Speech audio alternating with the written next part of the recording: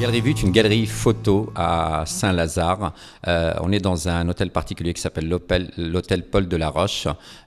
C'est une galerie qui appartient au groupe AB20, qui a un ancrage très particulier, un style très affirmé, avec des photographes comme Jefferson, comme Silverthorne. Et voilà. Et c'est une galerie qui a eu un certain nombre de prix, qui est connue pour avoir un certain style. Aurélie, c'est une agence digitale qui fait des sites internet avec beaucoup de technicité, des applis métiers, des applis mobiles et qui a un lab sur lequel je travaille avec des technologies phares comme l'iBeacon dont on va parler. L'iBeacon, ma grand-mère a une application mobile sur son téléphone. Habituellement, c'est elle qui ouvre cette appli et elle cherche des pages précises à l'intérieur. L'iBeacon va faire en sorte que les pages qu'il faut s'ouvrent au bon moment. Alors, technologiquement, c'est des balises des petits bouts comme ça, des chips, des circuits qui vont être comme une clé USB qu'on va coller au mur dans un lieu physique. Et quand on va s'approcher avec son smartphone, avec une appli préalablement installée, des contenus, des pages vont se déclencher au fur et à mesure qu'on approche des différentes balises. C'est comme si c'est le contenu qui venait à nous et pas nous qui allions ou qui cherchions le contenu. Oui, c'est vrai qu'on en parle plus, ou on en parlait plus au lancement, lors de la naissance de l'iBeacon, il y a un peu plus d'1 an, plus dans le retail et dans le secteur marchand et mercantile, mais nous, on a une vision particulière de l'iBeacon et on travaille dans le monde du patrimoine et de la culture. Ce projet à la Galerie Vue illustre bien ce que l'on fait. C'est un monde dans lequel il y a beaucoup de contenu.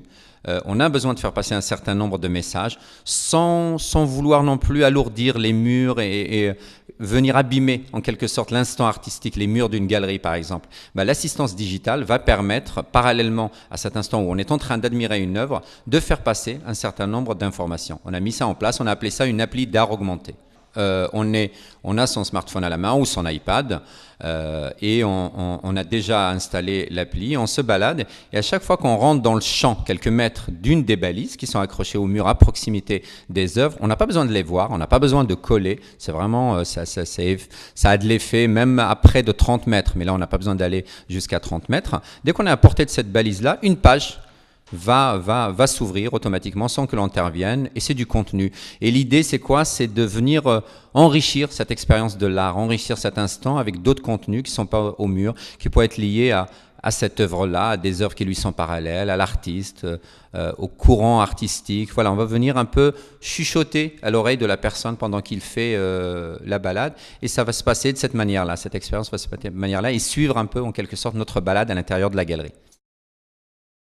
Ça veut dire qu'il y a la signature Apple par-dessus, même si à la base, il faut rendre à César ce qui est à César. Ça ne vient pas d'Apple, ça remonte vraiment à un brevet Nokia. C'est la dernière génération du Bluetooth. Le Bluetooth, les gens connaissent, on connaît tous. C'est ce qui nous permet d'interagir avec son téléphone. Les objets connectés aujourd'hui utilisent le Bluetooth. Quand on a une oreillette à l'oreille sans fil qui nous relie au téléphone, c'est du Bluetooth. Sauf que là, ça s'appelle le BLE, Bluetooth Low Energy, donc Bluetooth de basse consommation. C'est la dernière génération du Bluetooth. Donc ça existe depuis un certain nombre d'années. La différence, c'est qu'Apple est venu ressortir cette technologie. Il l'a installée dans ses derniers téléphones, depuis l'iPhone 4S, et ce téléphone est devenu compatible avec cette technologie. Donc aujourd'hui, c'est un marqueur Apple, très clairement.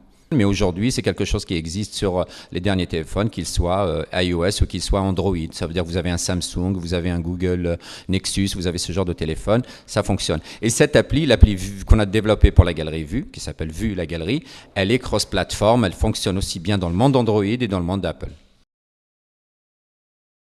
C'est vrai que c'est l'image qu'on a du Bluetooth parce qu'on a encore l'ancien téléphone, l'ancien Bluetooth en tête qui était très très gourmand en énergie. C'est absolument pas le cas des dernières versions de Bluetooth et pour une raison simple, les constructeurs avaient besoin de cette dernière version parce que les objets connectés sont en train de se généraliser. On aura besoin d'avoir le Bluetooth et de l'activer en permanence pour dialoguer avec ces objets et cette dernière version du Bluetooth, son point clé, le point fort, c'est celui-là, elle n'est pas consommatrice d'énergie, elle en consomme très très peu et je pense qu'avec la généralisation des objets connectés, on va de plus en plus laisser par défaut le Bluetooth activé sur son téléphone.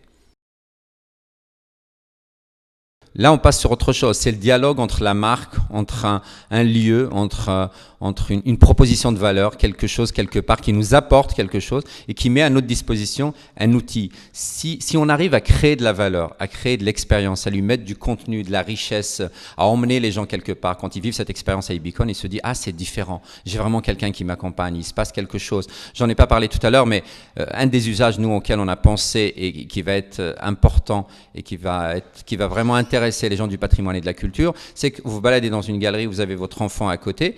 Si vous lui donnez l'iPad ou le téléphone, il va pouvoir peut-être découvrir la même œuvre que vous, mais d'une manière différente, parce qu'on va lui dispenser du contenu adapté à son âge, en fonction de l'œuvre, mais adapté à son âge. On va avoir comme ça 2 lectures très différentes au même instant de la même œuvre. Je ferme la parenthèse. Donc, je parlais de ça pour donner l'idée que l'idée, c'est de créer des expériences. Si on arrive à créer des expériences, à créer des scénarios intéressants et à rendre la chose riche, on va donner plus de motivation aux personnes pour télécharger l'appli et pour vivre cet instant.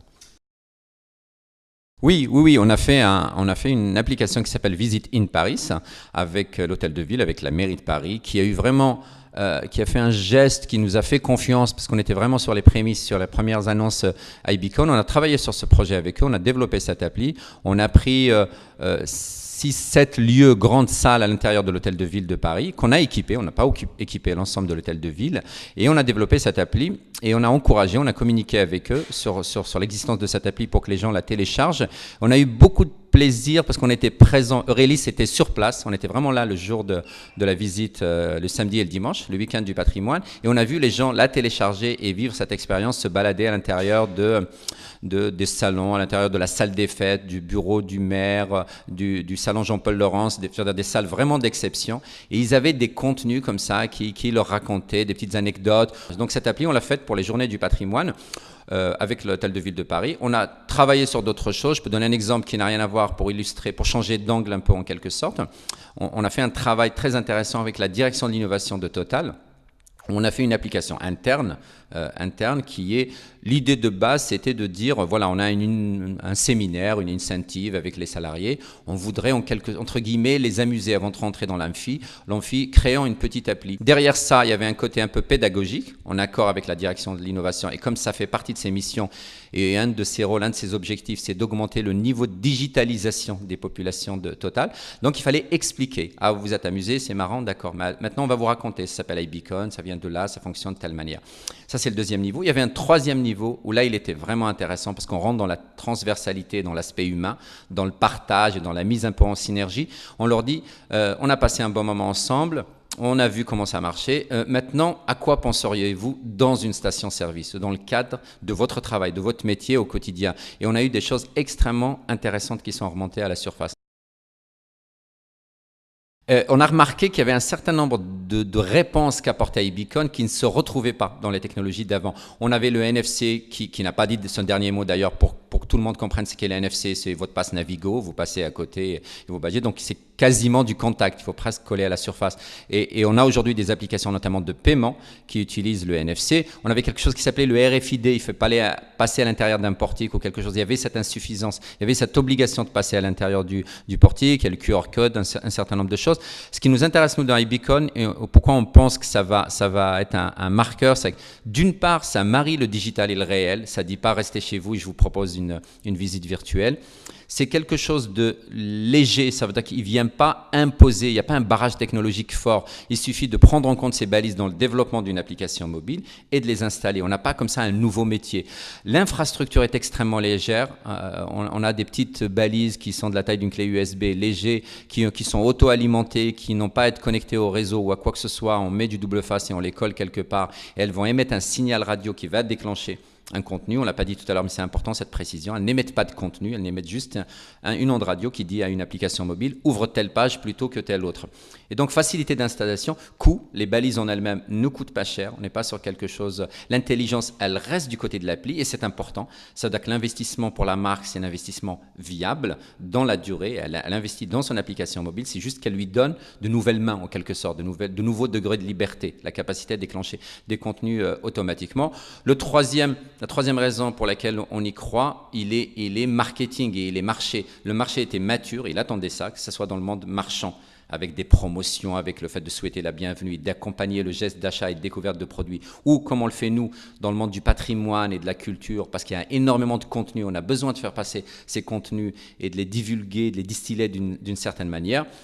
Dernier élément, il y a le marketing Apple derrière, et Apple a une certaine, quand je dis Apple, c'était sur le lancement. Aujourd'hui, le marché s'en est saisi de l'iBeacon. Mais marketing, Apple a eu l'intelligence de poser les choses, de les rendre disponibles pour les autres, de donner l'exemple d'utilisation, parce que tous les Apple Store aux États-Unis sont équipés d'iBeacon, jusqu'au geste d'achat. Il y a pour nous l'ensemble des ingrédients pour que cette technologie s'installe et probablement, et nous on l'a montré chez Aurélis, probablement au-delà des frontières pour lesquelles on l'avait destinée, qui était assez mercantile quand même au départ.